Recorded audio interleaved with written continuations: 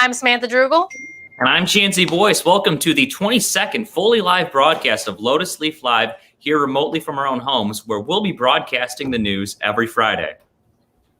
This week we'll be delivering a few important announcements and we'll be holding a town hall meeting with our principal, Mr. Pollzzie. Today is Friday, March 12th, 2021, and this is Lotus Leaf Live.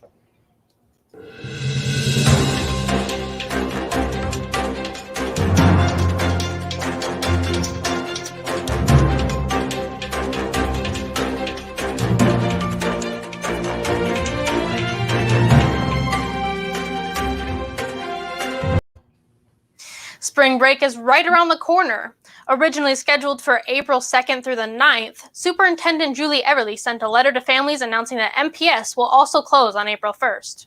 There will be no school or kids club on Thursday, April 1st. Everly said in the letter home to families that a vaccination clinic has been set up within the Monroe County Health Department and that 150 MPS staff are scheduled for the first vaccine on March 31st. The district anticipated a large number of absences by staff the next day due to side effects, and therefore decided to close. Seniors, it's time to decide our class color, flower, song, and quote, big deal. Our leadership team has narrowed down the many suggestions we were receiving to 5 options per category. If you decide, and this is a big deal, please fill out the survey that was given to your TFT teacher. PPI would like to announce the upcoming week's challenge. Because there are many students coming back to school for the first time, there will only be one challenge this week. The challenge is to greet your teacher with some kind words. Record what you say and your teacher says back to you, and fill out a Google form about your interaction to be put in a drawing to win a prize. Several landmark dates occurred around 1 year ago today. On March 10th, 2020, the first 2 COVID-19 cases occurred in Michigan, and the governor declared a state of emergency. On March 13th, students attended Monroe High School for the last time in person. On March 23rd, Governor Whitmer instituted a stay-at-home order. This year, as of Thursday, over 2 million COVID vaccines have been administered in Michigan. Yesterday, President Biden addressed the country yesterday and set the goal by May 1st that anybody who wants a vaccine can get one. Our technology staff would like to remind students to keep their Chromebook cases on their Chromebooks at all times. When a Chromebook is without a case, it is brought for repair. The student has to be charged $15 to replace the case. While technology allows students to decorate their case however they see fit, the case must remain on the Chromebook at all times. Students who have not requested classes for next year, it is imperative that you complete them. Counselors have already met with students during English classes, and TFT teachers have posted the information in your Google Classroom. And now, with a sports update, is our very own Delaney Setzler. Take it.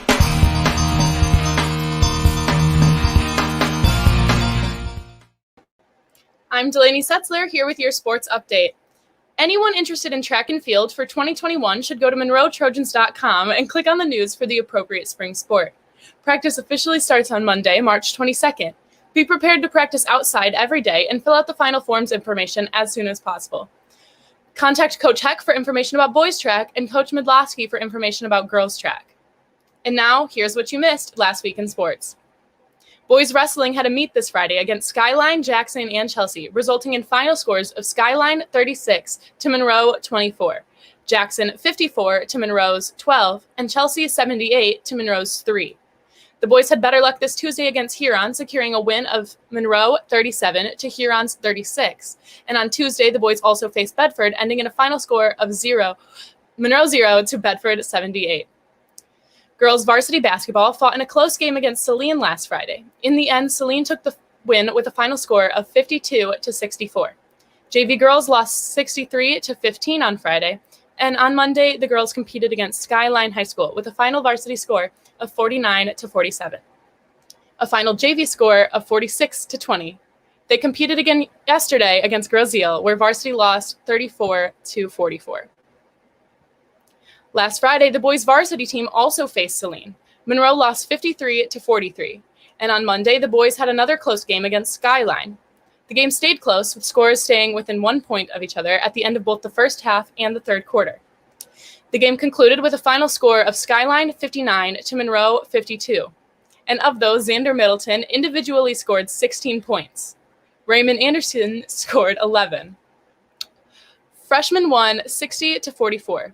They competed again yesterday against Ann Arbor Huron. Varsity ended with a final score of Monroe 33 to Huron 63, and JV boys lost 56-32.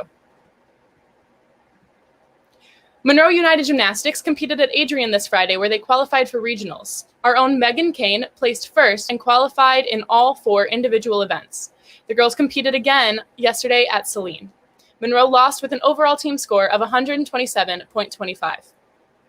This Tuesday, our girls' competitive cheer team met at home. They celebrated and said goodbye to our seniors Madison Johnson and Kaylin Wallace. The girls placed third against Bedford and Saline. Monroe Swim did not compete this week, but they will meet today at Saline High School. Good luck, boys.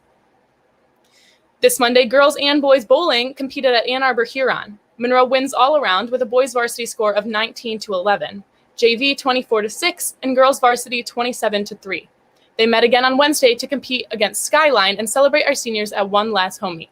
Boys varsity won 18-12, JV boys won 22-8, and girls varsity won 29-1.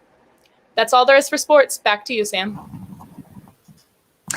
And now we have a new segment that we'd like to share with you this week. We have gathered a massive amount of questions from you, our viewers, and are now very happy to have our Student Council President, Mallory Everly, and our Principal, Mr. Pollzzie, for our very first Lotus Leaf Town Hall, a segment where people who know the answers can resolve the burning questions our students have on various matters. Take it away.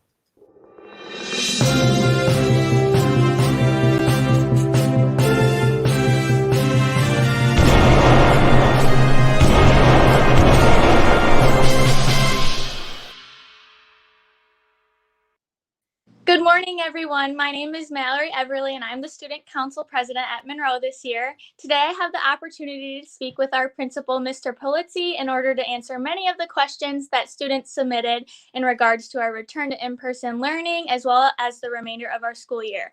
Mr. Pollzzie, thank you so much for taking the time to speak with me today.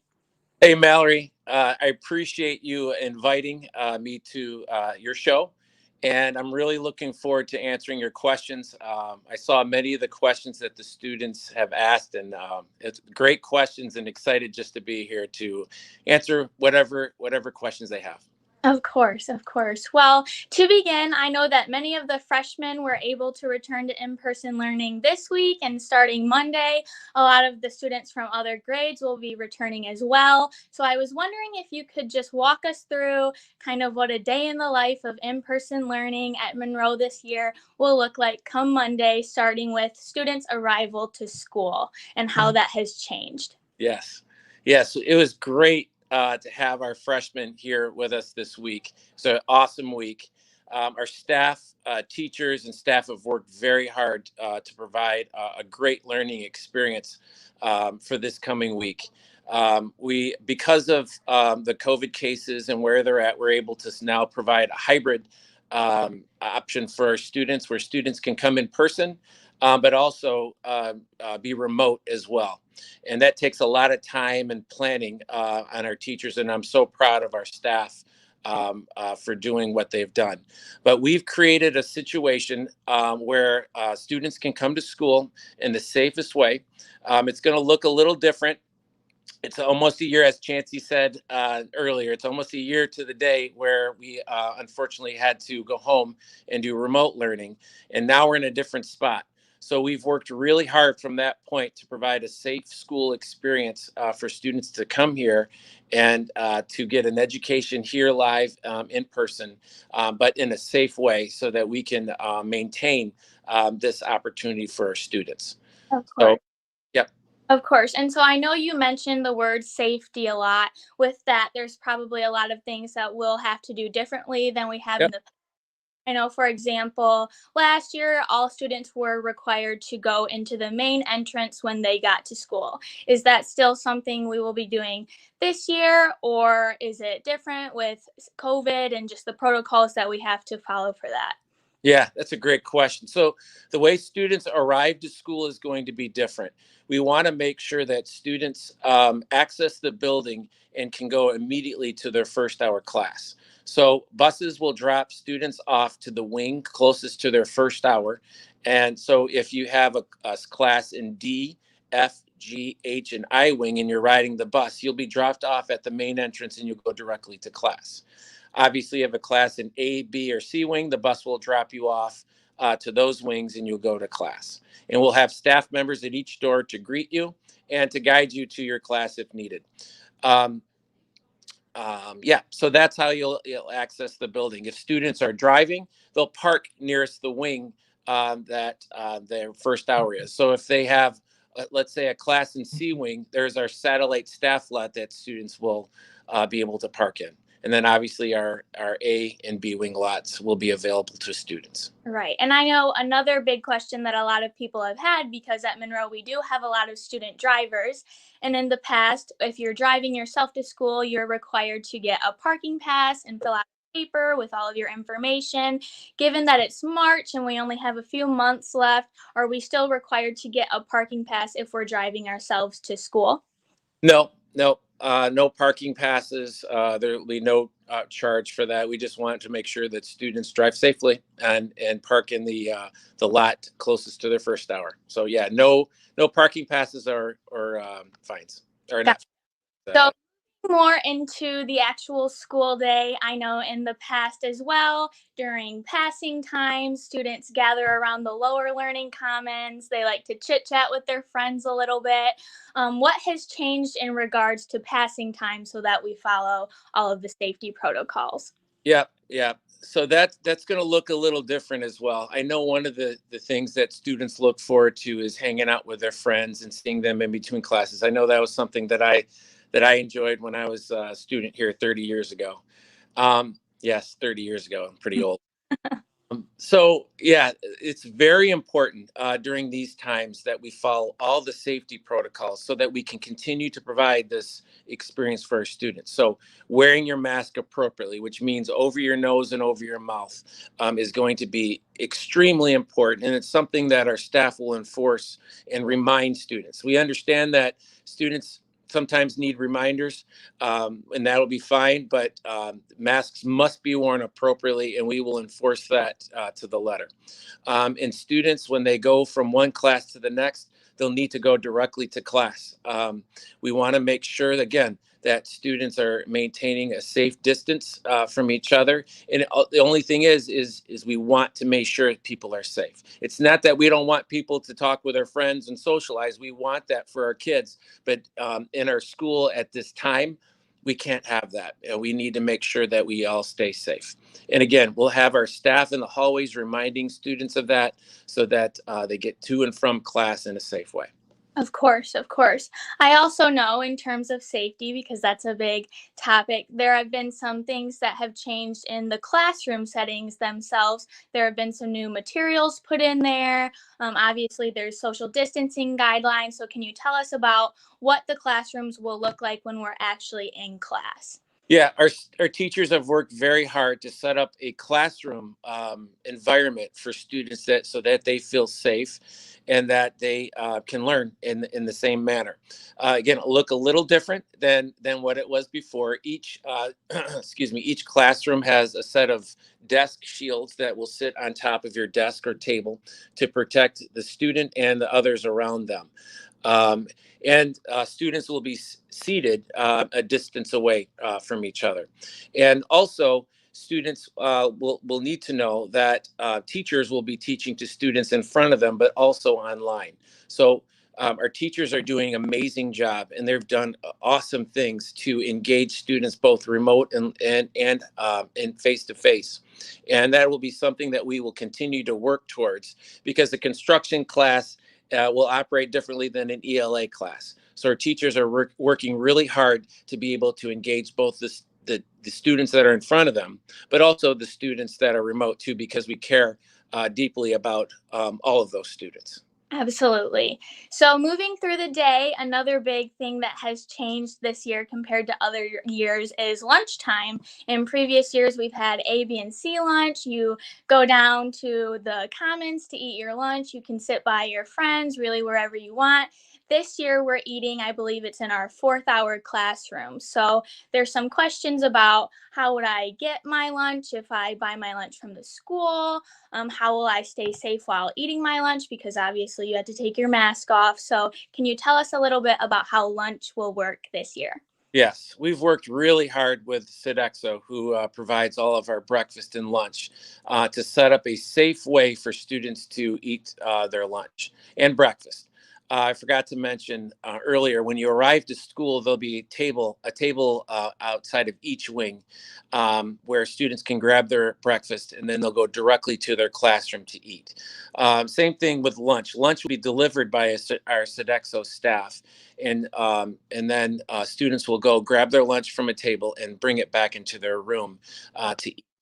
And it'll be very important. Obviously, during eating and drinking, you'll be able to take off your mask, but it'll be important that you're sitting a distance away from people in your seat, behind your shield, and that once you're done eating your lunch or your breakfast, please dispose of your trash and put your mask back on. We want, again, provide a safe experience. We know that it's different. We understand that during lunchtime, it's important to be able to socialize. But again, during this time, it won't be available, and lunch will be eaten safely in your classroom. Of course, of course. And finally, moving towards the end of our school day, we have dismissal. And I know at the end of the day, everyone, especially once the weather gets nicer, you're excited to go outside, talk to your friends, maybe hang out a little bit before you leave the school. Can you tell us a little bit about how dismissal will work? Will everyone be dismissed at the same time, or will it be according to which wing they're in? Can you tell us a little bit about that? Yeah, we want to also provide, as we complete our day, a safe dismissal for students. And we've been doing this with learning labs and now our freshmen, and it seemed to work very well up to this point. So at the end of the day at 2:11, the bell will ring, and students will exit their classrooms. Everyone will be dismissed together. And again, we'll ask students, just as they're passing during their class time, they'll go from their classroom directly to the wing that they entered the building. And obviously, you can walk through the building to get to the wing that you need to get to. So very simple process. It's worked great. And then as we see things that we need to be to change or need to be flexible with, we're a very responsive staff to the needs of our students. So far, that's worked out great. Students then will leave their classroom and go directly to their car or the bus. Of course.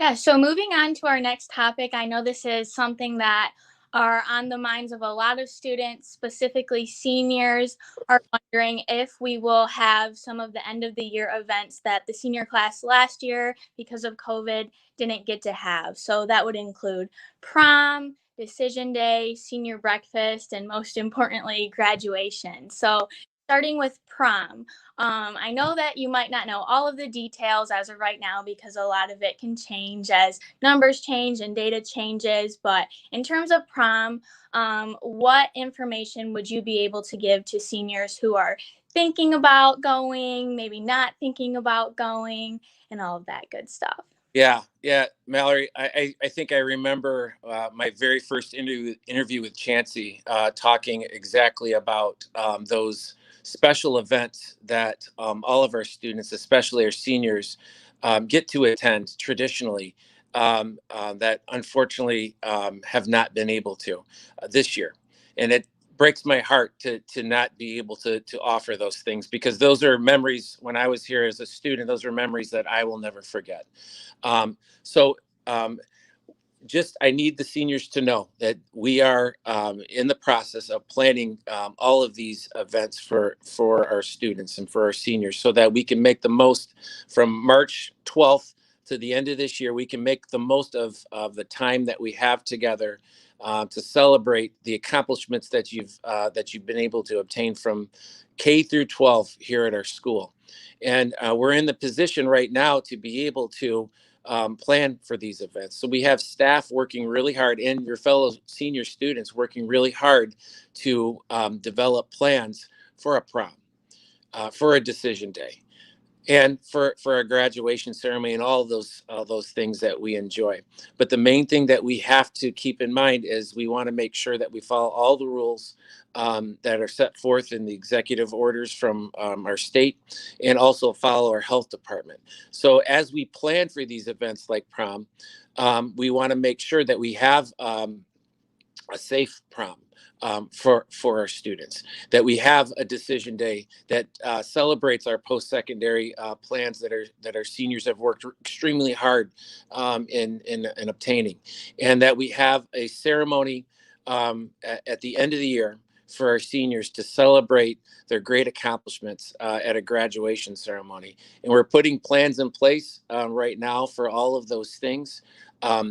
Last year, our seniors, 2020 seniors, their prom unfortunately didn't happen because of COVID, and because of what we knew about COVID at that time. We didn't know much about that. Now we know more about COVID and what it is and what we can do to prevent the spread of that. So we can certainly make great decisions on how we can provide these experiences for our seniors, because we want that for them. We want them to make these memories that will last a lifetime. It's just going to look a little different. And then, as I mentioned to you yesterday, maybe we can develop traditions from this that could last forever within Monroe High School. So just know that seniors, we got to make the most of every day. I know it's been a disappointing year up to this point, but keep hope.